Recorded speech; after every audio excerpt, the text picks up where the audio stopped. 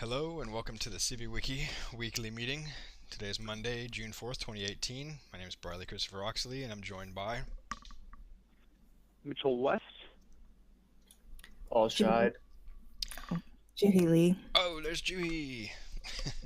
Okay, I didn't even hear you join. Cool. So go ahead. You would like to lead us off, Mitchell?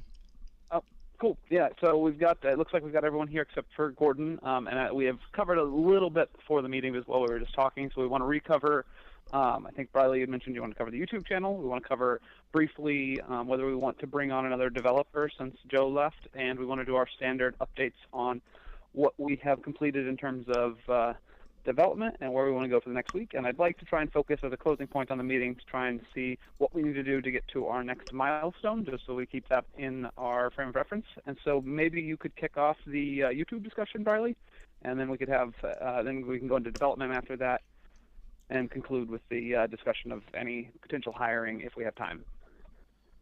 Okay, that sounds good. Microsoft is acquiring GitHub. Sorry, this is haunting me a little bit. Oh, really? Yeah, it was like a big thing announced today. Relating to YouTube, our videos that we've been recording every week. Those are one of the primary reasons for those is for outreach purposes, as well as having a record of our discussions and decisions and things like that for many potential purposes. Including like open source research, etc. But we're really wanting to build community around CiviWiki, and so that means we need to be active in channels where people are. And I think it wouldn't be too much work, too much duplication of effort to have our cake and eat it too by hosting the videos on YouTube, and I could also upload them to Internet Archive just to continue that, but we could decide that later if we wanted to continue the Internet Archive. So what we need to do is create what YouTube calls a brand account, and that's just basically allows multiple people to manage a YouTube account without having to like share a password or things like that, which would I might log in under Mitchell's YouTube account and then forget to log out or something, and I'm watching my videos and then Mitchell starts seeing weird videos, and I've actually had this happen by sharing my account credentials or logging in on a shared device, and it's not a big deal, but it's just a little confusing, like I don't remember watching that. So I think we would need Mitchell to set this up, and I sent Mitchell an email. But anyway, what are y'all's thoughts on our outreach and specifically related to our meeting recordings? Sounds good to me. I think it's easier for people to access that stuff on YouTube. Yeah, I agree, and I also think that as you're bringing up outreach, having making additional videos, which I could do individually or with other small groups, talking about using the platform is one thing that I think that we have is a little bit of a learning curve if we just tell somebody to jump on the platform and try and use it. I think that talking about how the architecture can be used to discuss stuff, discuss for different civic issues, might be another line of videos. But what I would ask is, if we set up a brand account, if we are putting our development videos in there, is it okay to just have different playlists for any other promotional materials that might be more accessible to non-developers? Oh yeah, if you're asking that directly to me, I think that's a great idea, and it would give people incentive to subscribe to our channel and whatnot, and that way, because they would get, maybe the meeting minutes aren't so exciting, unless you're kind of really wanting to get involved. But stuff like how-to videos, or even just relevant, topical videos about why this is important, why we want to see a different picture for democracy, direct, civic engagement, democracy, stuff like that, gets people's interest. And we could even outsource some of that video work, and that gives people another way to get involved too, if somebody's interested in doing videos or writing scripts or things like that. So yeah, great idea. Yeah. I would like to add that although YouTube does sound like an exciting avenue, it is also in some sense a closed community in the fact that unless you're explicitly searching for our videos, you're most likely never going to see it. So we would have to in addition to posting our videos on YouTube, we would have to, I guess, revitalize a method to bridge that YouTube activity to the outside world, whether it's, I don't know, Mhm. through our Twitter channel or through another community channel. And actually, YouTube would actually be an easier way of using our Google AdWords grant, which we haven't used to date, because one of the problems I found is that you have to have some Google-based things. So you would have to have like a Google sign-in for your website, or have something that like links back to a Google API to get the free AdWords to work properly.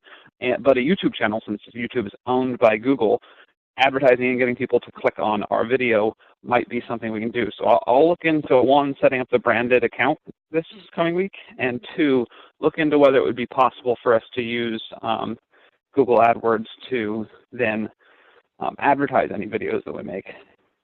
Cool. So then it sounds like you would need to be setting the what is it, the brand account up, as the CiviWiki organization, so that those credits. Just be careful about, Yep. how you create the account. Yeah. Okay, cool. So I'll close that out. Should we take a look at the dev stuff, or what do you want to? What's the next topic? I think moving on to dev, maybe have Juhi cover some of what she's been working on and where we are, and then if you could talk a little bit about what we have left to get to our next milestone, that could maybe be a good next step. Yeah, I could talk about it. In terms of componentizing, I ended up adding a lot of other tools in terms of our front end, including Webpack, in order to mesh the components together. Instead of relying solely on Java Django templating language within our JavaScript and HTML files, just because it is really confusing for other people to join the project and see both of the templating languages present in the same file, and you have to decipher, which goes where, and that just becomes another layered of boundary to kind of go over. So so Webpack is another technology we're using, and this also liaison into or adding linting systems. So I will probably have to assign myself to the issue, but I feel like the pull request is getting a little big at this point, so I'm gonna have to try to close it out as soon as possible without getting it too big. Another thing I want to discuss about was in terms of pull requests. So I was actually able to test some of the pull requests that were merged previously, and this is partially a fault on my end because I wasn't able to kind of look through thoroughly test the code. But some of the pull requests I realized, although the code looks sound, the features weren't implemented as best as they could require, and I believe that might require more work down the road. For example, the CSV feature, although it works, and although it works to some extent in the fact that it works on some browsers, it didn't work on Chrome due to some reason, and that's something we're gonna have to figure out. But the CSV file that is created it's not very useful. It's just basically a data dump of the database, which I don't know how you will use it really in an effective manner in that particular form. If you actually look at That's the a JSON file? it's it's a CSV file that's created. I believe there's only a CSV file. But is there a JSON file? Was that also another feature that was part of that should have been part of the pull No, it request? just should have been the CSV. Well, Yeah, I believe it was just a CSV. So I mean, it's really unusable at the current point. And so and so coming down to a future pull request, I feel like uh, it should be a little tested a little more in terms of like usability. So this is like also on me too, but maybe have it require like it's able to be merged with one person approving a pull request, but maybe have 2 people required for a pull request approval. Does that make sense? So that it could be certain that I'm involved and able to test the whatever code is involved for usability and whatnot. Sure, we could add a Okay. QA layer to it as well. You know, basically, because it sounds like there was bugs, and then generally there wasn't a clear idea of what the CSV should even look like, and it was enough work in that PR just to get it. Well, I think just to get the CSV in a way that's kind of Django-esque, because the first, it went back. The first implementation worked, but it was a little bit of a hack, and then the second one was more in line with Django, but I think there wasn't a clear definition of what that CSV should contain, and so naturally it's going to be a database dump. It's going to be a raw export of some data that people can then manipulate. They can get into a system and change it to their needs. Might be okay to have a JSON export.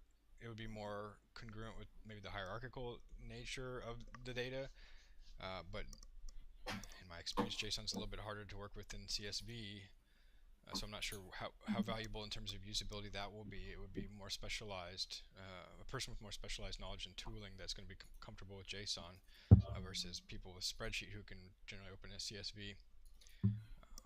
I think the idea in general was to get something quick, a CSV export, that people could get data out of CiviWiki and into other systems. Yeah, I think the goal was for us to be able to get usable data that we could ourselves, if we wanted to work with it, we can, but that other people could use as well, because we can't guess all the ways people would want to use the data. Sure. Okay, then back to the idea that's really important that Juhi's bringing it about, layers of review. So yeah, if a pull request gets merged, I think we're in agreement. We don't want that to go straight to production, and I believe that's what the dev branch is for. It's for this sort of quality assurance testing.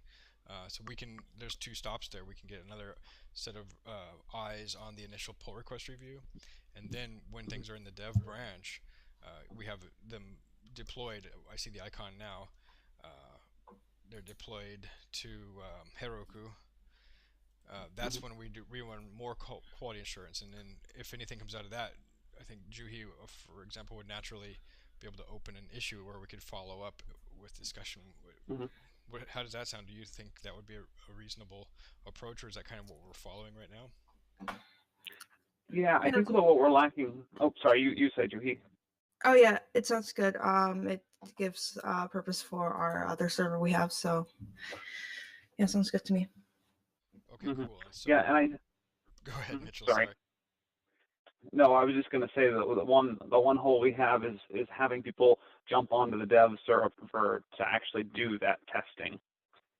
That's true, and that's actually something we could hire for, because once it's deployed, the hard part is deploying it, and I think Juhi's got that pretty well buttoned up. And then there are a lot of people who have background in these more quality assurance type things in those freelancing marketplaces. So if we're going to come to that topic later, maybe we can couch it for just the moment, or yeah, that sounds reasonable. Okay, and then just to reiterate, though, I want to say, I'll approve a pull request, but I can't really do thorough testing, and a lot of times I can't even run the code. I'm reviewing just at a code level, reading through and kind of parsing it in my brain, sometimes even from the train or something like that. So I really would, definitely defer to Juhi's final sign-off on any pull request. She has the deepest knowledge of the code and everything like that. Yep. So then does that cover that basic issue? Were you going to say something more, Juhi?